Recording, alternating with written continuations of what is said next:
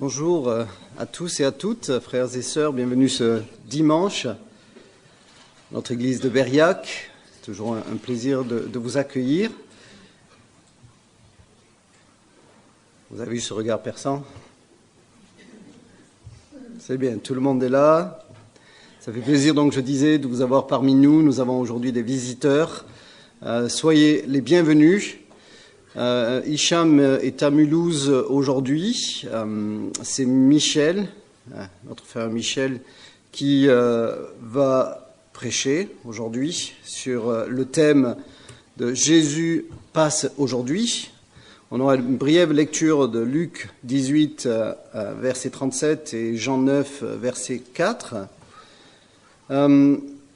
C'était une semaine qui est vraiment très particulière, malheureusement, dans le sens où ce n'est pas une semaine très heureuse pour ceux qui connaissent ou qui connaissaient Mathilde, qui a fréquenté notre église.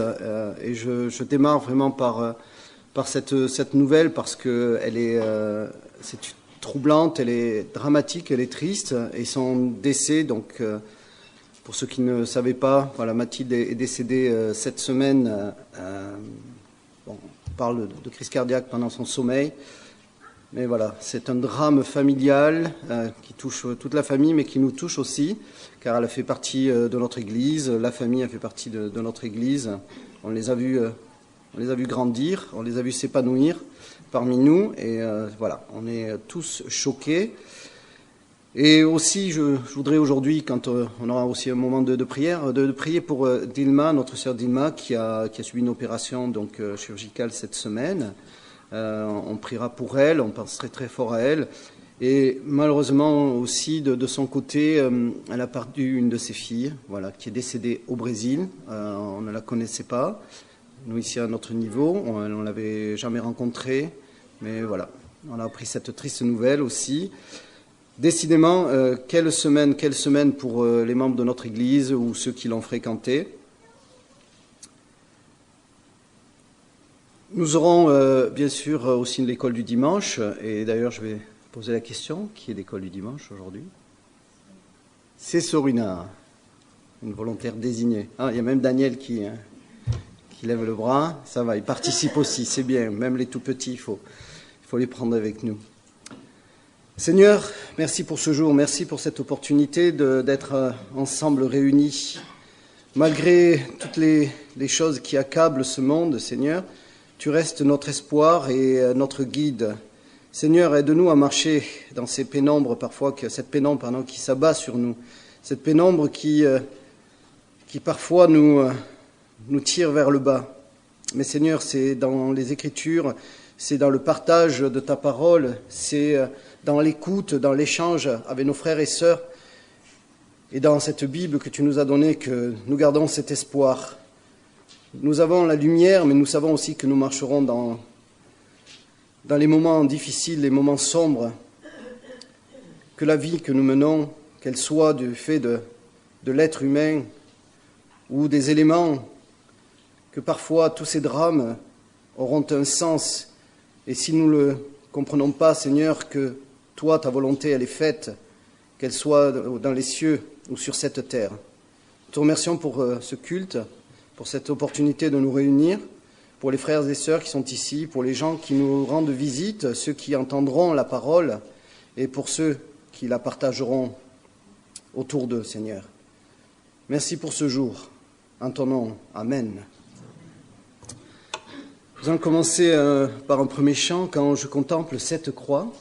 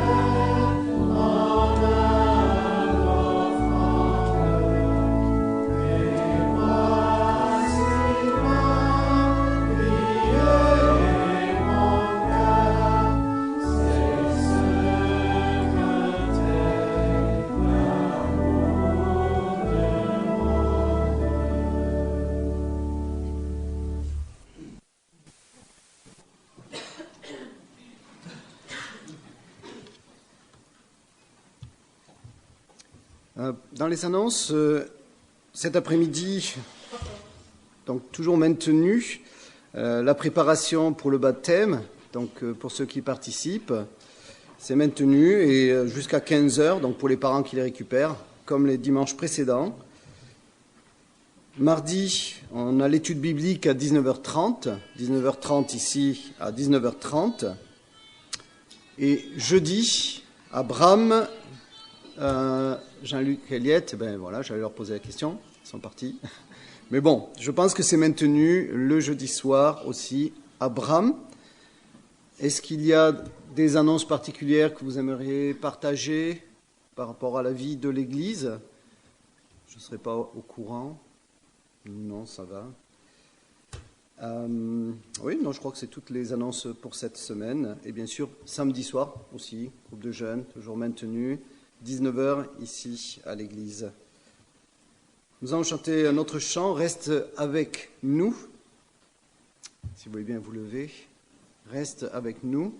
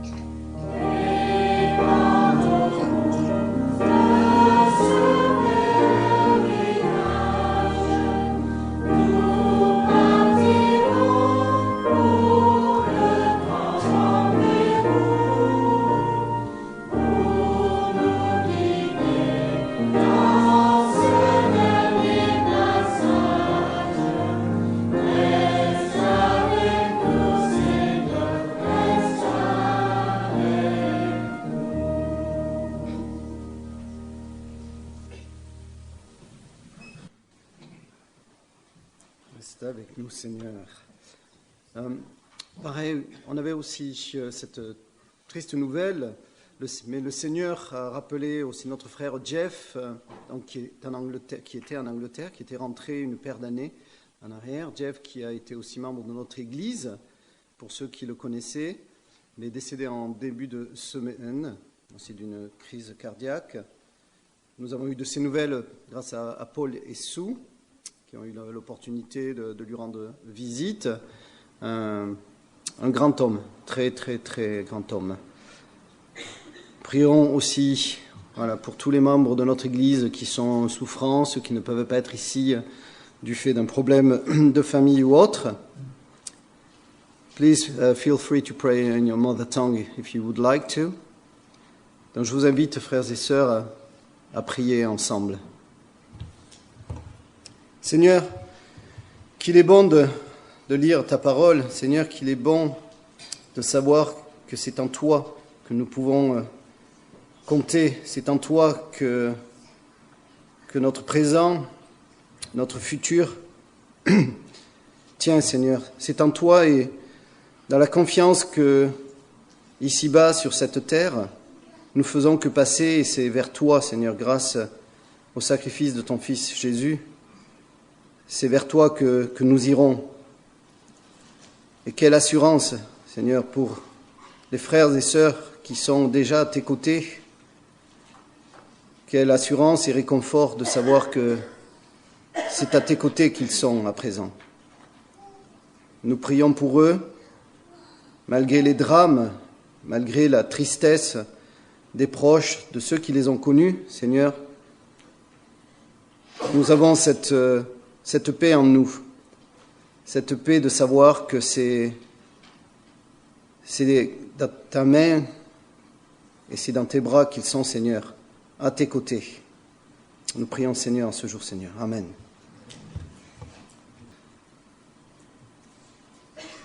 Seigneur, nous portons devant toi aussi tous les conflits qui font rage dans ce monde, toutes les personnes qui souffrent de la violence de l'homme, Seigneur. Nous prions pour la paix, nous prions pour l'arrêt des hostilités, où qu'elles soient, Seigneur. Prions pour ce culte aujourd'hui, et pour le prêche de Michel, que ces mots atteindront les cœurs et les esprits, que ces mots seront compris, Seigneur, et que ce message, Jésus passe aujourd'hui, il est vrai, il est d'actualité, il a toujours été là et il sera toujours là, Seigneur. Que nous l'entendons et que ces mots restent figés dans nos esprits et nos âmes. Amen. Nous allons chanter un autre chant avant la lecture. Quand j'ai vu tes mains.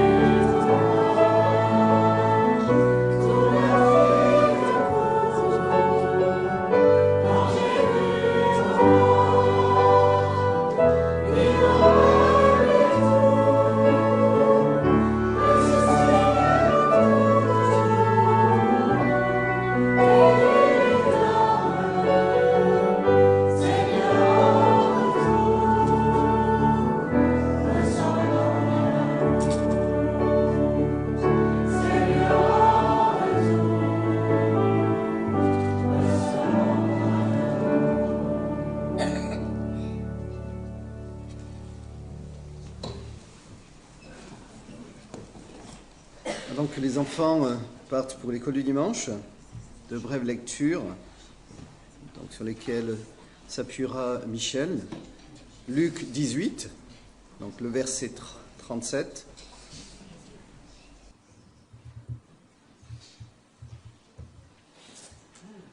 On lui dit, c'est Jésus de Nazareth qui passe. Et le Jean 9, verset 4.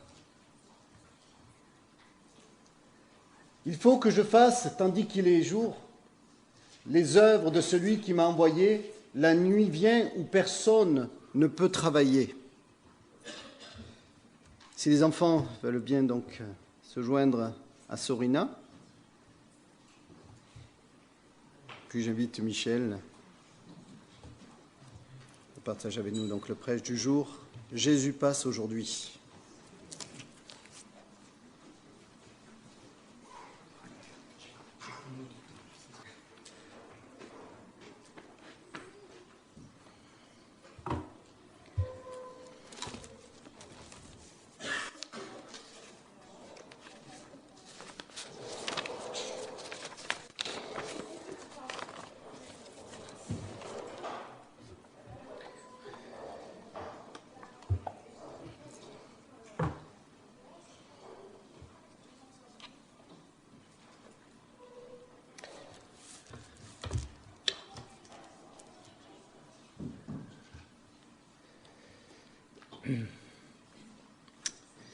Bonjour. Je le redis, bonjour. Ah, c'est la connexion là. Vous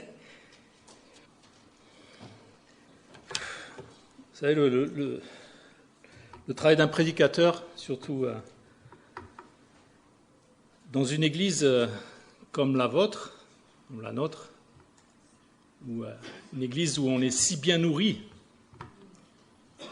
parce que vous êtes bien nourris, je vous le garantis. Eh bien, on se demande qu'est-ce qu'on veut pouvoir apporter de plus. Parce que vous avez une bonne nourriture. Notre pasteur, Hichem, il vous apporte une bonne nourriture. Ça me rappelle les premières fois qu'on est arrivé au Maroc, on allait à Azrou, dans une petite ville dans les montagnes. Et on a été invité chez Omar et Malika pour manger. C'était les premières fois où on était invité à manger dans une maison de Marocains. On est arrivé et puis voilà, ils nous ont servi des olives, de la salade, on a mangé. Puis ensuite, ils nous ont servi un tagine, si je me rappelle bien. Donc on a bien mangé avec le pain marocain, on n'avait plus faim. Et puis d'un seul coup, ils nous apportent encore une sorte de couscous sucré. Alors là, c'était waouh. Il y a trop à manger là. C'est un peu trop, quoi. Ben, c'est un peu la même chose. Hein. Je vais vous apporter un message, mais vous êtes déjà bien nourris. Vous apportez juste le couscous sucré. C'est du superflu. Et c'est la parole de Dieu. Donc, comment? Ouais. Donc le thème, il est là. Jésus passe aujourd'hui. On va prier. Seigneur, merci encore pour ta parole, parce qu'elle est la vérité. C'est ta parole, ce n'est pas la parole des hommes, c'est la parole qui agit dans les cœurs de ceux qui croient. Et nous sommes toujours contents d'avoir cette parole, Seigneur, tous les jours de notre vie, de nous nourrir de cette parole, nourrir notre foi.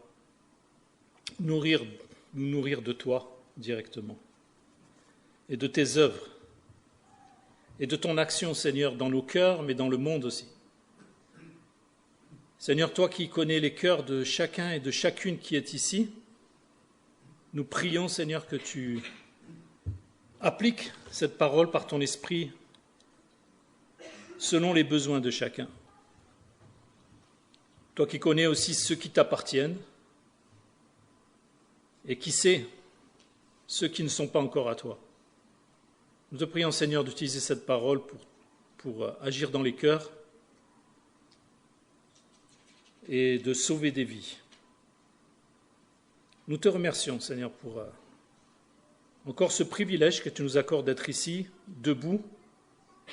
Et Seigneur, sur cette terre encore, comme nous l'avons lu, la nuit vient où personne ne peut travailler. Et il faut faire les œuvres, Seigneur, tant qu'il fait jour. Alors utilise-nous, Seigneur, tant que nous sommes là. Nous te prions ces choses en ton nom, Jésus. Amen. Je vais vous parler ce matin de 3 personnes qui sont différentes, mais qui ont bien des choses en commun. On va regarder le récit de l'aveugle, Bartimée, et puis ensuite on ira voir le récit de le publicain, Zachée,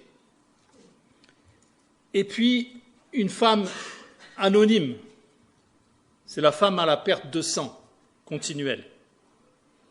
Et on va voir ensemble qu'il y a bien des choses qui les rapprochent et qui nous parlent à nous aussi directement, mais à ceux qui ne connaissent pas le Seigneur aussi. Avant de commencer, je voudrais dire que ces personnes sont des miraculés de la nouvelle naissance. Ce sont des gens qui sont nés de nouveau. Et je suis au milieu de personnes miraculées de la nouvelle naissance. Et pour moi, je dois le dire là, bon, j'en profite, le pasteur Hichem n'est pas là, mais je dois dire que c'est un puissant encouragement de voir Hichem derrière le pupitre chaque dimanche que je viens. Quand je connais le contexte dans lequel il vient, je me dis, mais ça c'est l'œuvre de Dieu, quoi. Ça c'est l'œuvre de Jésus-Christ. C'est un miraculé de la nouvelle naissance. Il y a quelque chose qui est extraordinaire. Et je ne dis pas ça pour le flatter ni rien, mais c'est pour magnifier la grâce de notre Seigneur Jésus-Christ. Dieu est vivant, Dieu est puissant. Et je suis sûr que chacun d'entre vous, vous êtes aussi ceux qui ont cru en Jésus-Christ, des miraculés de la nouvelle naissance. On ne vient pas à Jésus-Christ en changeant de religion. La religion, il y en a des religions, c'est pas ce qui manque sur la terre. Non. Ceux qui sont à Jésus-Christ sont nés de nouveau. Ce sont des miraculés de la nouvelle naissance. C'est un miracle. Et ça reste un miracle. C'est la puissance de Dieu qui transforme des vies, qui les sauve. Alors on va revenir à ces 3 personnes qui sont à l'honneur aujourd'hui et devant qui Jésus va passer. Et chaque jour, Jésus passe dans ce monde. Nous le verrons aussi plus loin. Donc, regardez avec moi dans Marc chapitre 10, et on va regarder ce récit rapidement. Marc chapitre 10, on va regarder les versets 45 à 52.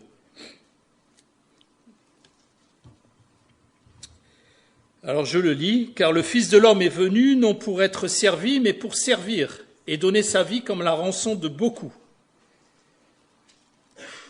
Ils arrivèrent à Jéricho. Alors je ne sais pas si ça va marcher, ça. Ça marche? Non. À moins que je ne choisis pas la bonne touche. Il est allumé. Voilà, super. Merci. Donc, Jéricho. Là, vous avez une photo de la ville de Jéricho. On appelle la ville des palmiers. Ils arrivèrent à Jéricho, et lorsque Jésus en sortit avec ses disciples et une assez grande foule, le fils de Timée, Bartimée, mendiant aveugle, était assis au bord du chemin. Il entendit que c'était Jésus de Nazareth. Il se mit à crier « Fils de David, Jésus, aie pitié de moi !» Plusieurs le reprenaient pour le faire taire, mais il criait beaucoup plus fort « Fils de David, aie pitié de moi !»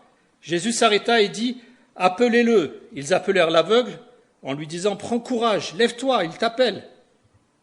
L'aveugle jeta son manteau et se levant d'un bond vint vers Jésus. Jésus, prenant la parole, lui dit « Que veux-tu que je te fasse ?»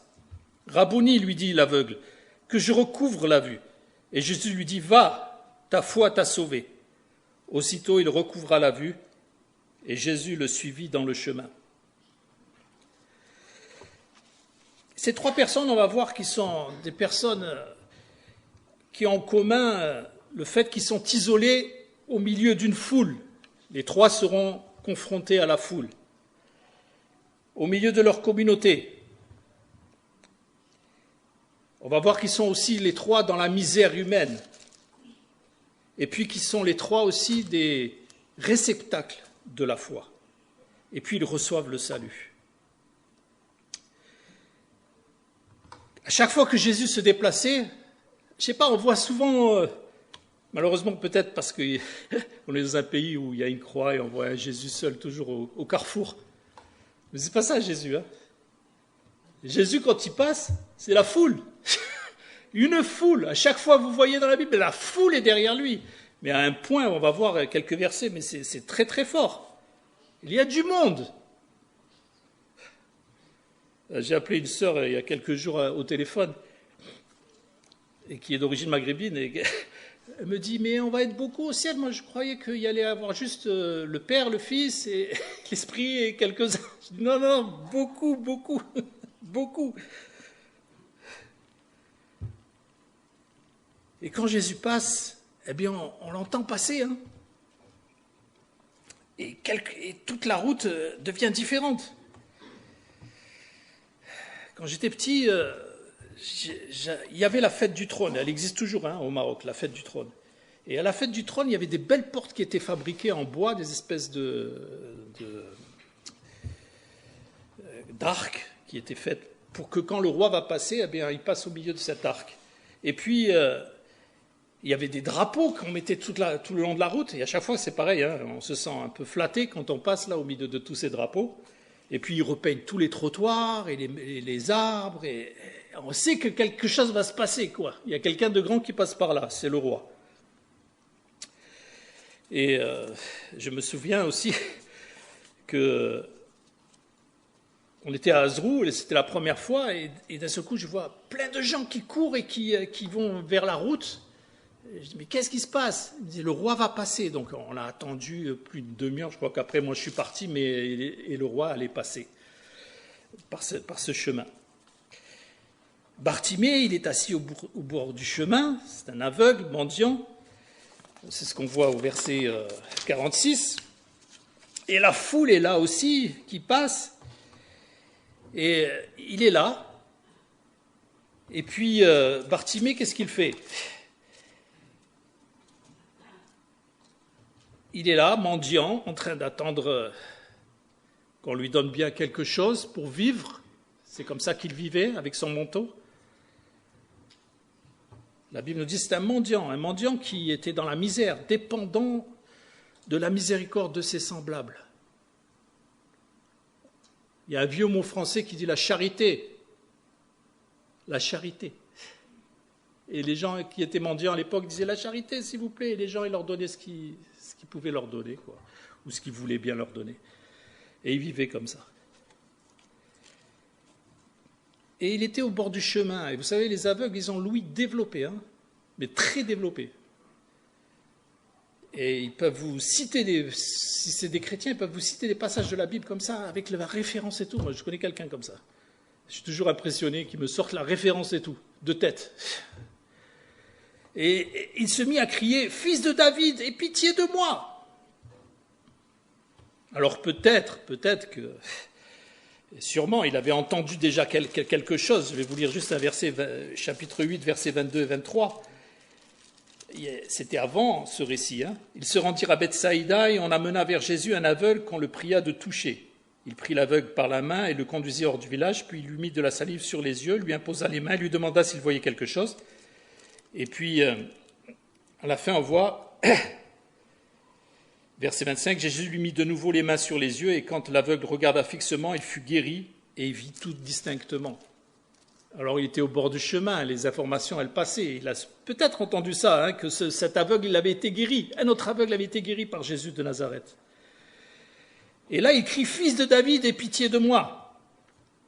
Par ces paroles, cet aveugle, il reconnaissait que Jésus était le Messie promis, le Messie qu'Israël attendait. Fils de David, aie pitié de moi. C'est pas n'importe quoi ce qu'il est en train de dire là. Il voulait avoir un contact avec le Seigneur Jésus. Le toucher peut-être, lui parler, lui demander quelque chose. Mais au verset 48, ce que nous lisons, plusieurs le reprenaient pour le faire taire, mais il criait beaucoup plus fort, « Fils de David, aie pitié de moi !» Le voilà cet aveugle qui est confronté à la foule. La foule qui lui dit « Mais tais-toi, tu gênes le maître, mais tais-toi. » Mais lui, plus on lui disait « Tais-toi », et plus il criait fort, « Fils de David, aie pitié de moi !» Et puis tout à coup, verset 49, on voit quoi là? Jésus s'arrêta et dit « Appelez-le !» Ils appelèrent l'aveugle en lui disant « Prends courage, lève-toi, il t'appelle. »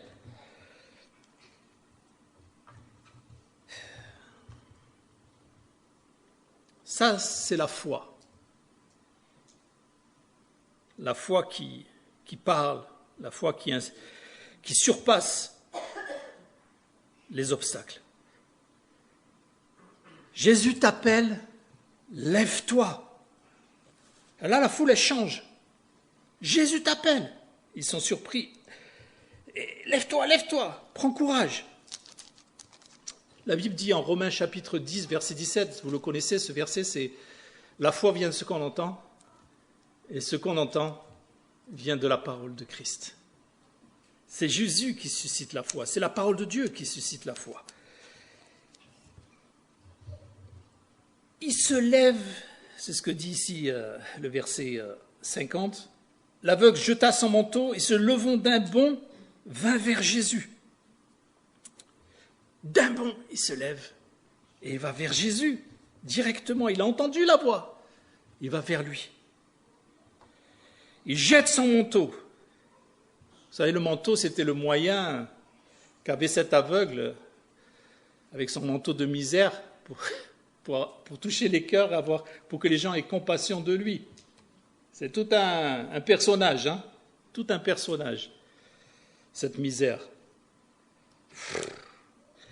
Quand vous êtes dans des pays, justement, où il y a de la misère, hein, au Maroc, souvent, il y en a. Quand on est arrivé au début aussi, on était avec les enfants, on a été dans un quartier populaire de Casa, et ça m'a choqué, mais vraiment.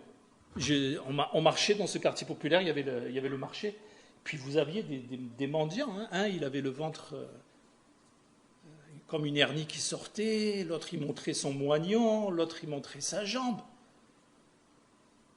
Je dis, mais c'est pas possible, quoi. Et ils utilisaient ça parce que c'était leur seul moyen d'avoir les aumônes du peuple pour avoir un peu d'argent. Mais l'aveugle, il sait maintenant qu'il n'a plus besoin du manteau parce que Jésus l'appelle. Tout va changer. Il a jeté son manteau de misère et il court vers le Seigneur. Tout va changer maintenant. Il n'aura plus besoin de ce moyen misérable pour gagner sa vie. Et le verset 51 nous dit, Jésus prenant la parole lui dit, « Que veux-tu que je te fasse ?» Quelle drôle de question pour un aveugle. Que veux-tu que je te fasse? Parce que le Seigneur, il veut toujours que ce soit toi qui demandes. Il attend, il sait très bien ce que tu vas lui demander, mais il faut que tu le demandes. Il faut que tu manifestes ta volonté. Que ce soit dans les prières ou dans quoi que ce soit, il est précis, le Seigneur. Il attend ta parole. Et il attendait que cet aveugle lui demande ce qu'il voulait. Et toujours je le dis et je le répète, le Seigneur Jésus, il est quelqu'un qui ne s'impose pas. Au contraire de d'autres religions, il ne s'impose pas tant que tu es vivant. Après, c'est autre chose. Mais tant que tu es vivant, il ne s'impose pas. Il respecte ton libre arbitre. Il te traite comme il se traite lui-même. C'est ça le respect. Et il veut voir ce que tu demandes. Qu'est-ce que lui demande l'aveugle? Évidemment, que je recouvre la vue, que je vois à nouveau, Seigneur. Cette demande, elle est à la mesure de celui qui demande. à qui on demande. Il n'y a pas demandé de l'argent, il lui a demandé quelque chose qui était impossible à l'homme. Impossible. Et quand on s'adresse au Seigneur, il faut lui demander des choses qui sont impossibles, à la hauteur du Seigneur, à la hauteur de celui à qui vous demandez. Vous n'allez pas demander à un roi des petites choses. Vous lui demandez, quand vous adressez à un roi, vous lui demandez une chose importante, à son niveau. Et qu'est-ce qui se passe? Verset 52, Jésus lui dit, « Va, ta foi t'a sauvé. » Aussitôt, il recouvra la vue et il se mit à suivre Jésus dans le chemin. Bartimée, maintenant, il a vu, il voit, mais plus que ça, il est sauvé, sauvé éternellement. Son âme est sauvée des ténèbres.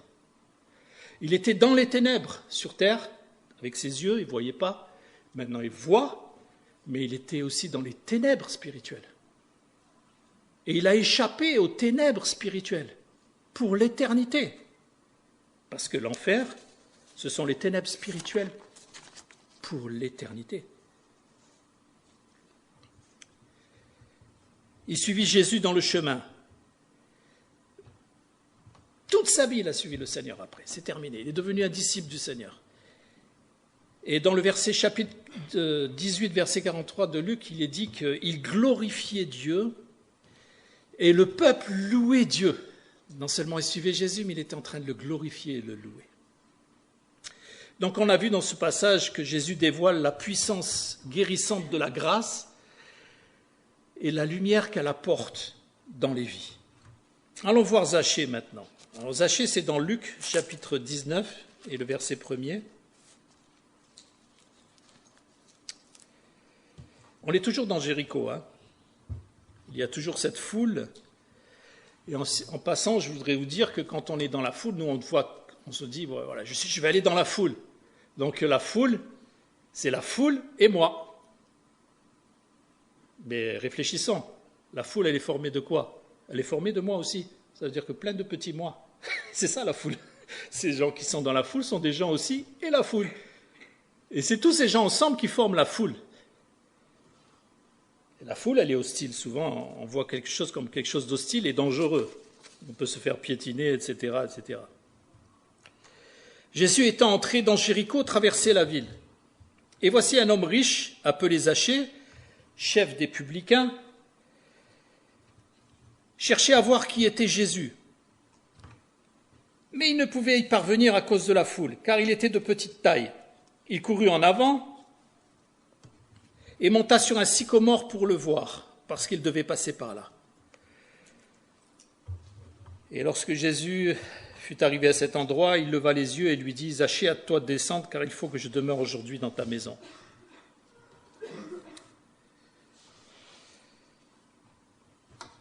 Un homme riche, Zachée, un chef des publicains.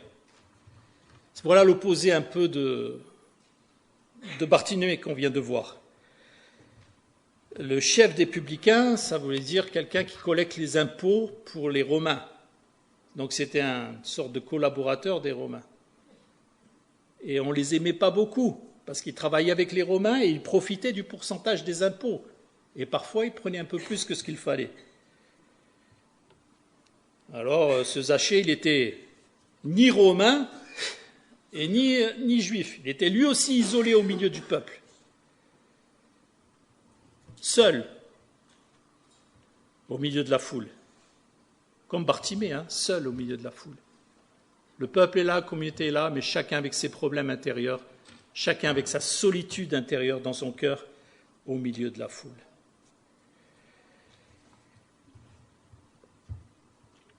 Et ce Zachée, qui était de petite taille, et qui était un publicain, il voulait voir Jésus. Mais comme il était de petite taille, la foule l'empêchait de voir Jésus. Pour Bartimée, c'était la foule l'empêchait de parler. Mais lui, c'était l'empêchait de voir Jésus. Mais il voulait voir Jésus. Pourquoi il voulait voir Jésus? Parce qu'il avait peut-être entendu, et ça on le trouve dans Matthieu chapitre 9, on ne va pas regarder, mais dans Matthieu chapitre 9, versets 9 à 10, on voit que Jésus est rentré dans la maison de qui? De Matthieu, un publicain. Et c'était avant Zachée. Donc Zachée a sûrement entendu parler que Matthieu, un publicain, est devenu le disciple de Jésus.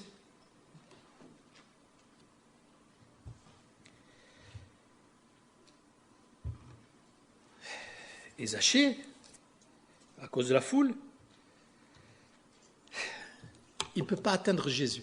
Il ne peut pas le voir.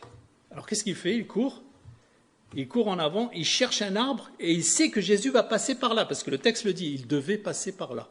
Il se met en face du chemin, voir si Jésus va avoir un contact avec lui. Et vous savez, c'est un peu comme avec le roi, quand il passait au Maroc, vous voyez les gens, ils espèrent que le roi va les regarder dans les yeux, ils espèrent que le roi va les toucher, ils espèrent pouvoir parler au roi. C'est comme ça. Parce qu'il y a un petit moment où on le touche, comme un petit instant de l'éternité où j'ai part à sa richesse, j'ai part à sa gloire. Je me sens quelque chose avec ce roi. Et Jésus, il va passer. Mais Zachée, il veut le voir. Il y a une volonté en lui. Il voulait le voir. Et Jésus, il aime ça. Alors il monte sur cet arbre, il se met là et il attend.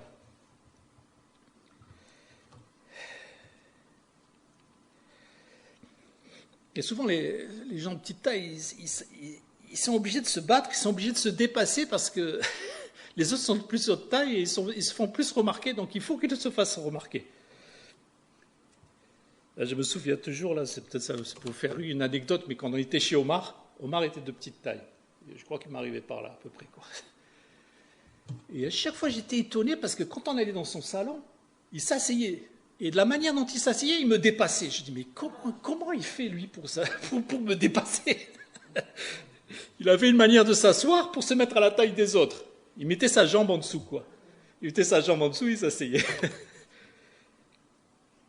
Et Zachée,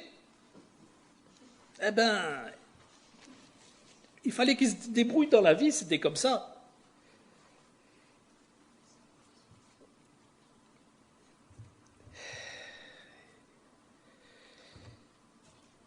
Alors, Jésus passe par là au verset 6, Zachée se hâta verset 5, lorsque Jésus fut arrivé à cet endroit, il leva les yeux et lui dit, Zachée, hâte-toi de descendre, car il faut que je demeure aujourd'hui dans ta maison.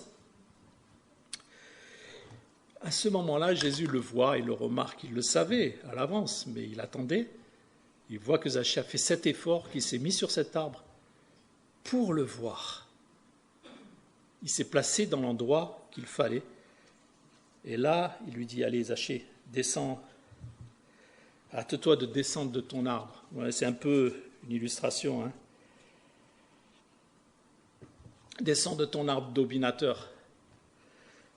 Zachée était au service des Romains, au service d'un système corrompu, comme beaucoup dans ce monde. Et il était là, Zachée, obligé d'être au milieu de ce système corrompu. C'est la manière dont il avait trouvé pour pouvoir survivre. À cause de sa petite taille, sûrement. Et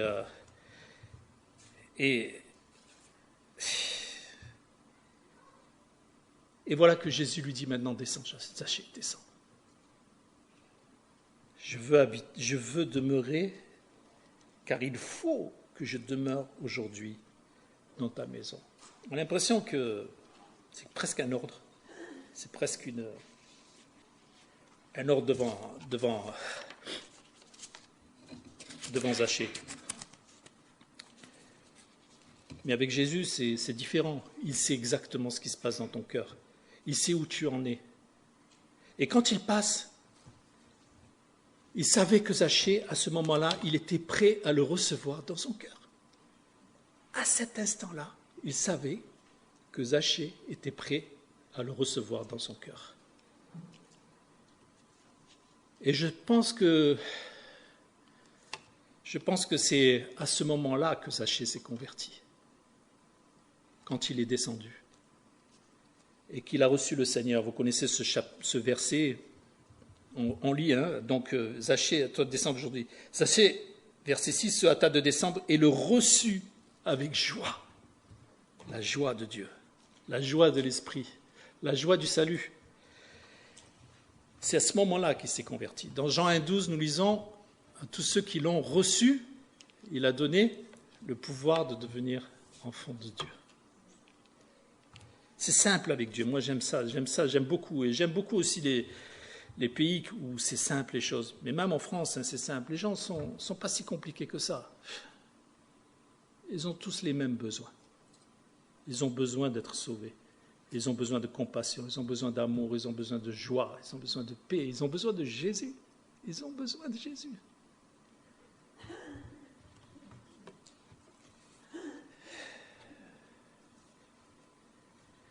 Alors il le reçoit, mais la foule, encore une fois, la communauté, voyant cela, tous murmuraient et disaient, il est allé loger chez un homme pécheur. Pourquoi un pécheur? Parce que c'est un traître, c'est un collaborateur des Romains, et voilà, Jésus, il va aller là-bas. Ils ne comprennent pas Jésus. Mais Jésus, il connaît les cœurs, il sait qui. Qui est celui qui va croire en lui? Et Jésus dit, c'est toujours l'incompréhension, hein. Les hommes sont trop propres, justes, les hommes sont trop calculateurs, ils sont trop rationnels, ils ne comprennent pas Dieu. Mais Dieu, il est étonnant. Et Jésus est étonnant. Et Jésus ne regarde pas aux apparences, il regarde au cœur. Et moi, ça m'apprend beaucoup. Surtout, ça m'apprend que je ne dois pas avoir des préjugés, ni pour les riches, ni pour les pauvres, ni pour les petits, ni pour les grands. Hein. Aucun préjugé. Ils sont tous et tous les hommes et toutes les femmes qui ne connaissent pas Dieu sont des gens qui ont la possibilité de se convertir. Alors il faut être comme le Seigneur Jésus, toujours disponible. Verset 7, voyant tous cela murmurer, il est allé chez un homme pécheur. Verset 8, Zachée, se tenant devant le Seigneur, lui dit, voici Seigneur, je donne aux pauvres la moitié de mes biens, et si j'ai fait tort de quelque chose à quelqu'un, je lui rends le quadruple. Et Jésus lui dit, le salut est entré aujourd'hui dans cette maison, parce que celui-ci aussi est un fils d'Abraham, car le Fils de l'homme est venu chercher et sauver ceux qui étaient perdus. Voilà le fruit de la conversion. Voilà le fruit de la repentance, des fruits dignes de la repentance. Zachée, qui était dans une misère, parce que vous pensez que la richesse n'est pas une misère. La Bible nous dit que la richesse, si on met notre confiance dans les richesses, si on met notre foi dans ces choses-là, on est des misérables aux yeux de Dieu. Mais des misérables.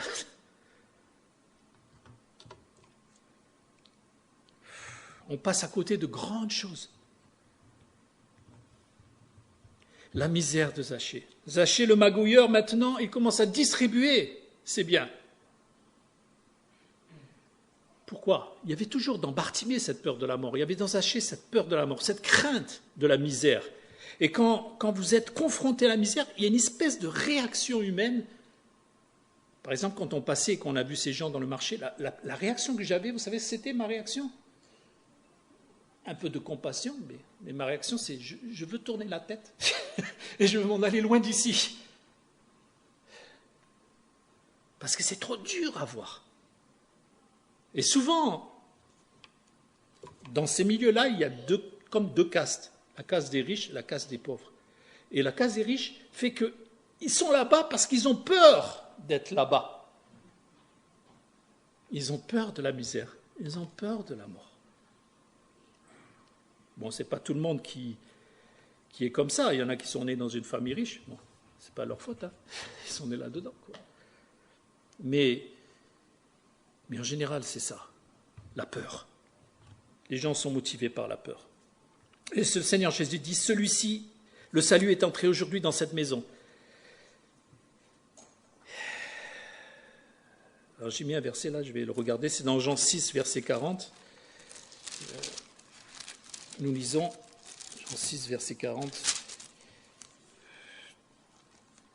La volonté de mon Père, c'est que quiconque voit le Fils et croit en lui ait la vie éternelle, et je le ressusciterai au dernier jour.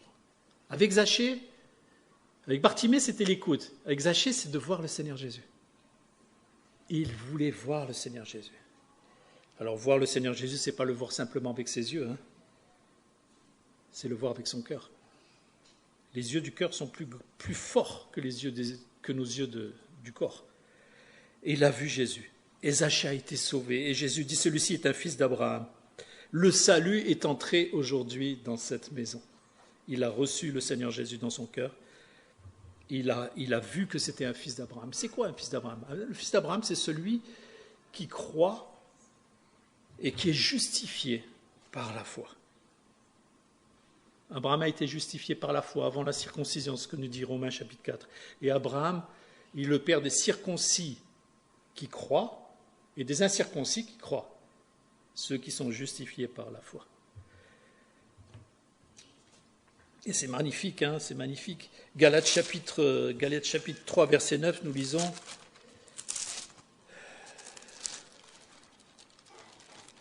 Galates chapitre 3, verset 9. Ainsi, ceux qui croient sont bénis avec Abraham le croyant.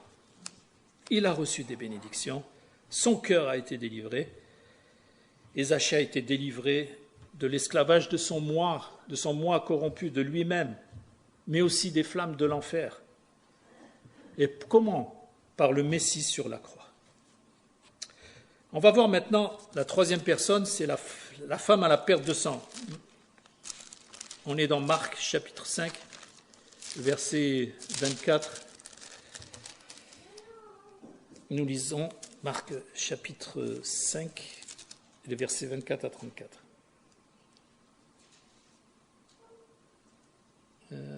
Voilà. Or, il y avait une femme atteinte d'une perte de sang. Alors là, je mets une Nazareth. On est à Nazareth, là. Une femme qui était atteinte d'une perte de sang depuis 12 ans. Elle avait beaucoup souffert entre les mains de plusieurs médecins. Elle avait dépensé tout ce qu'elle possédait et n'avait éprouvé aucun soulagement, mais elle était plutôt en empirant. Ayant entendu parler de Jésus, elle vint dans la foule par derrière et toucha son vêtement. Car elle disait, si je puis seulement toucher ses vêtements, je serai guérie. Au même instant, la perte de sang s'arrêta et elle sentit dans son corps qu'elle était guérie de son mal. Jésus connut aussitôt en lui-même qu'une force était sortie de lui et se retournant au milieu de la foule, il dit, qui a touché mes vêtements? Ses disciples lui dirent, tu vois la foule qui te presse et tu dis qui m'a touché? Il regarde tout autour de lui pour voir celle qui avait fait cela. Et la femme, effrayée et tremblante, sachant ce qui s'était passé, vint se jeter à ses pieds et elle dit toute la vérité. Mais Jésus lui dit, ma fille, ta foi t'a sauvée, va en paix et sois guérie de ton mal. Donc Jésus est sorti juste de la maison de Matthieu, là, c'est ce qu'on lit dans les passages parallèles. Il est sorti de la maison et il y avait encore une grande foule qui le suivait et qui le pressait. Cette femme avait une perte de sang depuis 12 ans. 12 ans. Vous savez, moi, des fois, de temps en temps, je saigne du nez. Et je me mets devant le lavabo et j'essaie d'arrêter ce sang. Ça dure 10-15 minutes, mais je trouve que c'est lent. Hein 10-15 minutes, pour moi, c'est long que ce sang, il coule. Mais 12 ans. 12 ans dans le sang. 12 ans avec le sang. Voyant sa vie qui s'en va. Qui s'en va. Et cette femme avait tout le temps cette pensée de la mort avec elle. Elle vivait avec cette crainte, cette pression. La Bible nous dit qu'elle avait tout dépensé avec les gens de la médecine, les médecins. Elle avait mis sa confiance dans les médecins. Et c'est bien qu'il y ait des médecins, il faut prier pour les médecins. C'est très bien les médecins, ils nous aident, mais ils savent eux aussi qu'ils ont des limites. Mais sa santé, elle se dégradait encore plus. Donc elle n'avait plus d'argent, elle n'avait plus rien. Et nous lisons dans Job chapitre 2, verset 4, que Satan, il sait ça, hein, il avait dit pour Job, peau pour peau, tout ce qu'un homme a, il le donne pour sa vie. Elle avait tout donné. La situation de cette femme, c'était une situation misérable. Déjà à cause de la société. La femme, elle n'était déjà pas très bien traitée dans cette société. Mais en plus, elle était malade, elle était faible, elle était en train de périr. Comme quelqu'un qui a un cancer, si vous voulez. Et elle était proche de la mort. Depuis 12 ans. Mais elle a entendu parler de Jésus. Versets 27 et 28, on l'a lu. Hein. Ayant entendu parler de Jésus, elle vint dans la foule par derrière et toucha son vêtement. Car elle disait, si je puis seulement toucher ses vêtements, je serai guérie.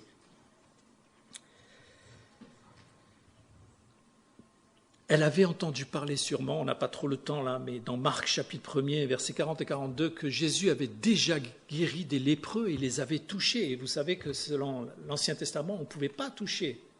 Si un lépreux touchait quelqu'un, cette personne était souillée, il y avait tout un processus pour se purifier. Si une femme avait une perte de sang, on lit ça dans, je vais quand même vous le lire dans Luc, Lévitique, chapitre 15, Lévitique chapitre 15, ce que disait la loi de Moïse à cette époque-là, 15, versets 25 à 28. La femme qui aura un flux de sang pendant plusieurs jours, hors de ces époques régulières où dans le flux durera jusqu'à l'ordinaire, sera impure tout le temps de son flux, comme au temps de son indisposition menstruelle. Tout lit sur lequel elle couchera pendant la journée de ce flux sera comme le lit de son flux menstruel, et tout objet sur lequel elle s'assiera sera impur comme lors de son flux menstruel. Quiconque les touchera sera souillé, il lavera ses vêtements, se lavera dans l'eau et sera impur jusqu'au soir. Lorsqu'elle sera purifiée de son flux, elle comptera 7 jours après lesquels elle sera pure. Donc n'importe qui touchait cette femme était souillé. Ça l'avait isolée, elle était seule cette femme, avec sa maladie, mais en plus seule à cause de la loi, la loi de Moïse. Imaginez-vous la pression qu'avait cette femme. Mais elle sait que ce Jésus-là, quelqu'un l'a touché, c'était un lépreux, il a été guéri. Et elle va dépasser, c'est ça la foi, elle va dépasser la loi par la foi. Et elle se dit, si jamais je peux juste toucher son vêtement, je serai guéri. Vous savez, il y a des passages où on voit que Jésus, il y avait des gens qui se jetaient sur lui, mais c'est incroyable, hein, on ne voit pas Jésus comme ça, mais la foule, il y avait tellement de monde, ils se jetaient sur Jésus pour le toucher, pour être guéri. Quand Jésus y passait, ça ne m'est jamais arrivé ça encore, ça vous est arrivé à vous? Moi, ça ne m'est pas arrivé, hein, que les gens se jettent sur moi. Et Jésus, il était comme ça. Il y avait une force en lui, il y avait une puissance, c'est le Saint-Esprit, il dégageait quelque chose de tellement fort, quoi. Elle s'est dit, si je le fais. Alors regardez le courage de cette femme. C'est la foi audacieuse. Hein. Elle devait traverser toute cette foule dans sa faiblesse, en touchant tous les gens qu'elle allait toucher, ils allaient être impurs, elle le savait, si jamais il avait appris, elle aurait pu être lynchée. Hein. Et elle va jusqu'à Jésus, et elle le touche. Anonyme. Mais pour Jésus, tu n'es pas anonyme. Même si on ne connaît pas ton nom, lui, il le connaît. Il sait qui tu es. C'est intéressant qu'elle est anonyme, cette femme. Et puis, au même instant qu'elle a touché, elle a senti son corps se guérir, le sang, l'hémorragie s'est arrêtée. Mais au même instant qu'elle a touché Jésus, Jésus a senti de lui quoi? Une force qui est sortie de lui. Il s'est senti faible d'un coup. Vous comprenez? Quelque chose est parti et a touché et est rentré dans le cœur de cette femme et dans le corps de cette femme. Et elle a été guérie. Versets 30 et 31, Jésus dit, mais qui m'a touché? Alors là, les disciples, ils le regardent comme ça, c'est un peu comme la question pour l'aveugle. Hein, qu'est-ce que tu veux? Je veux voir. Et là, qui m'a touché? Toujours étonnant, Jésus. Mais qui m'a touché? Ils disent, mais comment, avec tous les gens qui sont autour de toi, qui te touchent de tous les côtés, tu te dis qui m'a touché? Comment tu peux dire une chose pareille? Mais Jésus, il sait. L'esprit humain ne comprend pas. Et si je peux dire une chose là, c'est que pour Dieu, il est impossible de lui être agréable sans la foi. Et Dieu est touché, lui aussi, jusque dans son cœur, quand quelqu'un lui fait véritablement confiance. Ça le touche. Vous savez, même pour nous, c'est la même chose. Hein? Autant ça nous dérange quand quelqu'un ne nous fait pas confiance, autant ça nous touche quand quelqu'un nous fait confiance. On se sent bien. Et Dieu, il aime ça, qu'on lui fasse confiance. Et quand quelqu'un manifeste sa foi de manière active et agissante, elle le touche, elle est guérie. Et quand Dieu, une de ses créatures, lui fait confiance totalement, ça touche son cœur, ça le touche, et ça lui permet de dégager sa puissance, ça lui permet de dégager et de nous transmettre son amour, de nous transmettre son affection, de nous transmettre beaucoup de bénédictions. Et toujours Jésus dit, ta foi t'a sauvé. Ta foi t'a sauvé. C'est étonnant, hein? Mais c'est la foi en quoi? La foi en moi t'a sauvé. Alors Jésus dit qu'il m'a touché. La femme, elle est effrayée. Elle se jette à ses pieds et lui dit toute la vérité. Elle confesse devant toute la foule qui pourrait la lyncher parce qu'elle a fait ça. Le courage. Elle dévoile et elle rend gloire à Dieu, en fait, en quelque sorte. Et Jésus la délivre de ce fardeau qui était sur elle depuis 12 ans. Il la prend maintenant sous sa protection. Et il lui dit, ma fille, ta foi t'a sauvée. Il l'a accueillie. Elle est sa fille maintenant. Elle l'a sauvée cette fois de la seconde mort aussi. Hein. Pas seulement de sa maladie, mais cette femme est sauvée éternellement. Et elle devient un héros de la foi. Elle rentre en paix avec Dieu.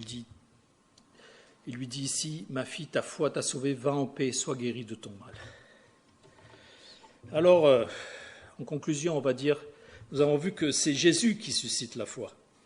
La foi, elle vient de Jésus. Et j'espère que vous allez voir Jésus avec une foule. Jésus est avec une foule. Une foule.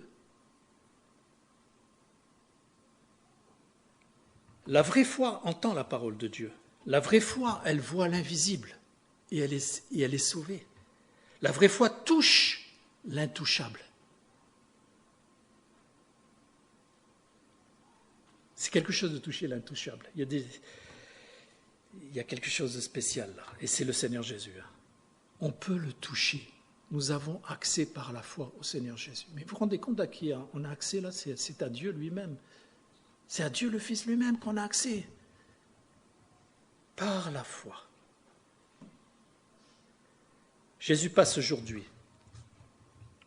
Il t'appelle. Toi qui ne le connais pas, lève-toi. Ne tarde pas. C'est aujourd'hui qu'il faut se lever et croire.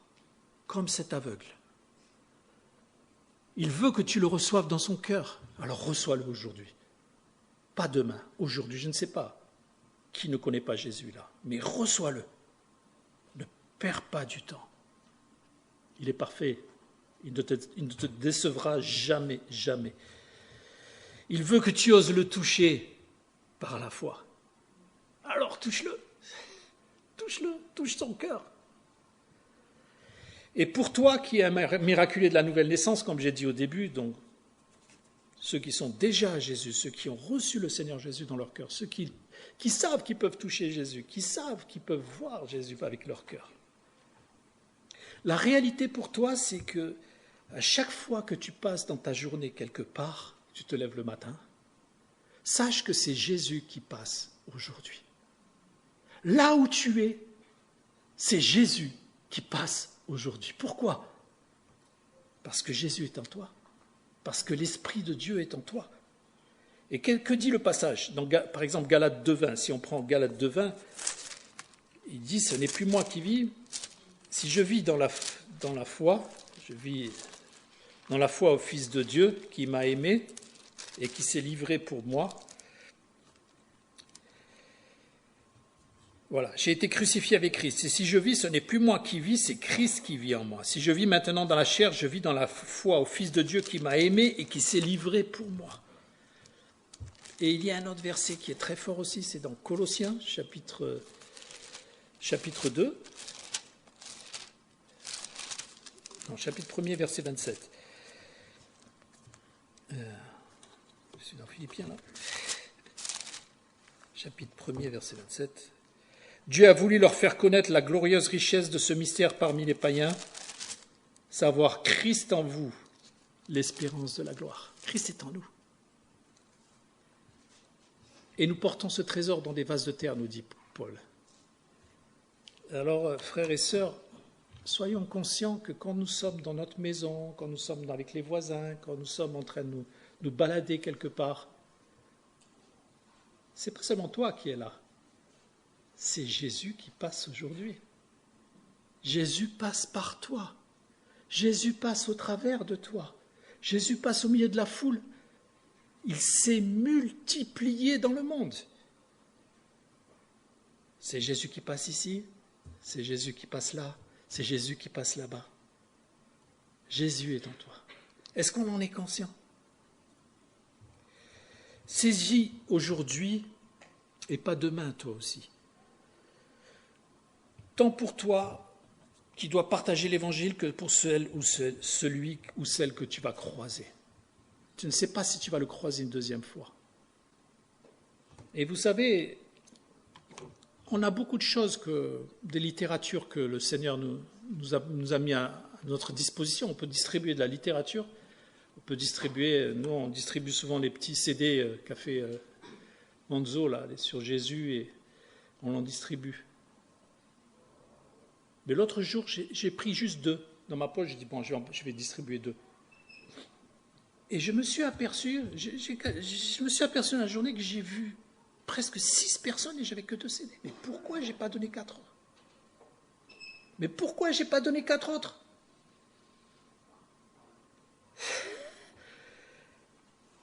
Nous ne savons pas si nous allons rencontrer ces gens une deuxième fois. Il faut oser par la foi.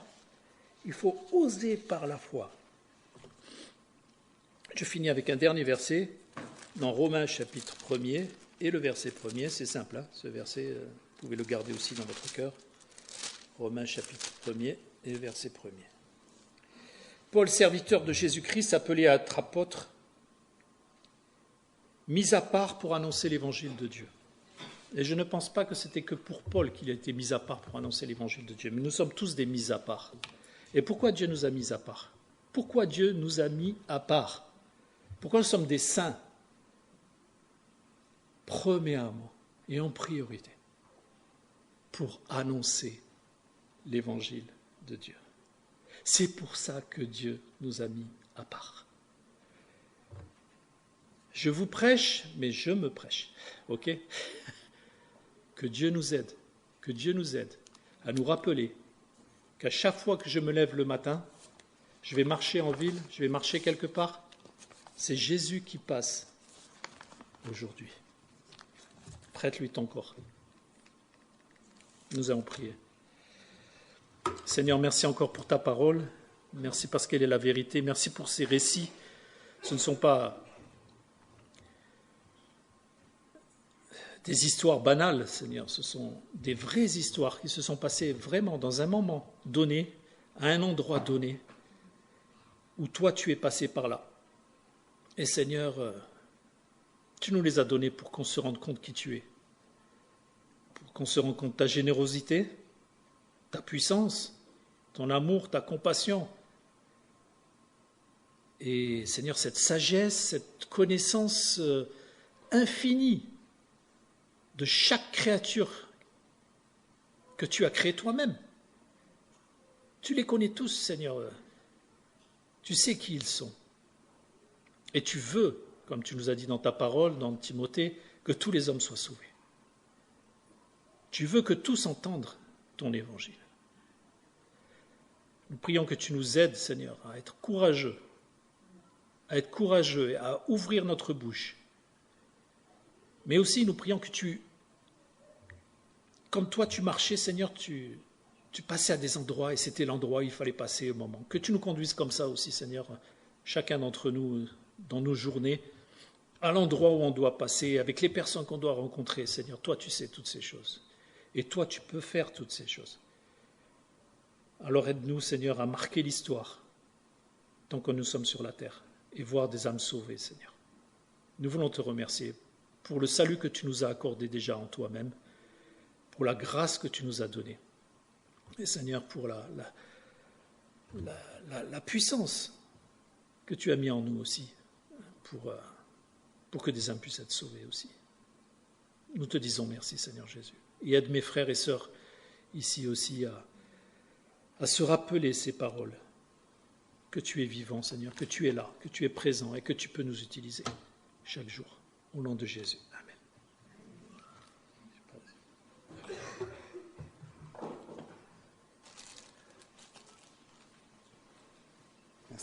Merci Michel. Jésus passe aujourd'hui et effectivement nous passons tous les jours devant le monde et c'est vrai qu'il est facile d'oublier qu'on a une part de Jésus en nous aussi. Nous allons chanter un dernier chant, en fait, on reprend Jésus, je contemple cette croix avec une mélodie légèrement différente pour terminer ce culte. Si vous voulez bien vous lever.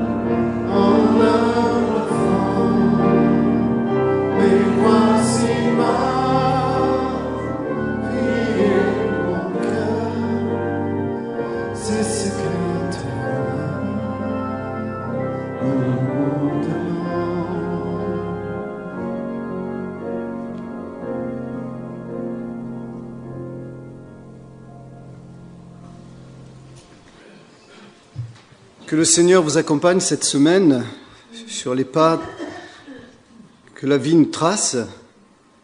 On se dit à dimanche prochain. Merci encore. Et n'hésitez pas à vous joindre à nous pour une tasse de thé ou de café et quelques biscuits si les enfants en laissent. Que le Seigneur vous garde. Amen.